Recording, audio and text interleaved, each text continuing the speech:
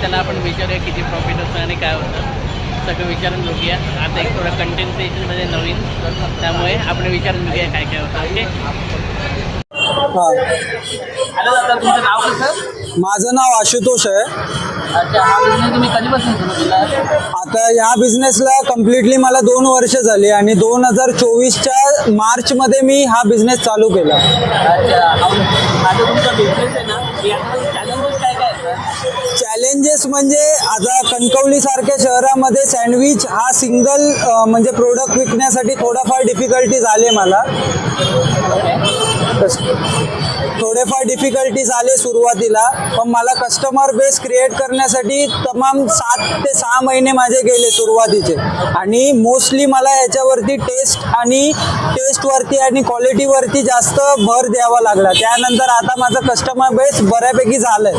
अच्छा, आणि तुमचे कोणतेही सँडविचेस जास्त खपतात? मोस्टली चीज सँडविच माझं जास्त खपतं, कारण त्याच्यामध्ये लोकांना टेस्ट आणि जास्त मिळते. आणि माझ्या सँडविचची स्पेशालिटी अशी आहे की मी त्या दरामध्ये खूप चांगलं भरून आणि व्यवस्थित क्वांटिटी जास्त असते. अच्छा, आणि आता तुम्हाला प्रॉफिट आणि किती होतं जवळपास आणि खर्च सगळे? म्हणजे मला नाही म्हटलं तरी जर मी इन्व्हेस्टमेंट केली 40% इन्व्हेस्टमेंट केली तर 60% मला प्रॉफिट आहे या बिझनेसमध्ये.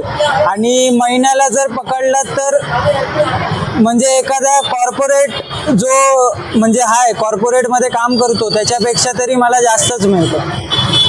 ओके, ठीक आहे, मस्त.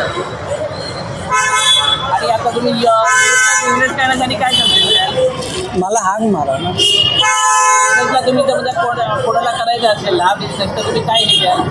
मी तर एवढं सांगेन, पहिलं तुम्ही जर तुमच्याकडे कमी इन्व्हेस्टमेंट असेल, कॅपिटलची कमी असेल तर तुम्ही सुरुवातीला म्हणजे थोड्या इन्व्हेस्टमेंटमध्ये हा बिझनेस बिंदास करू शकता.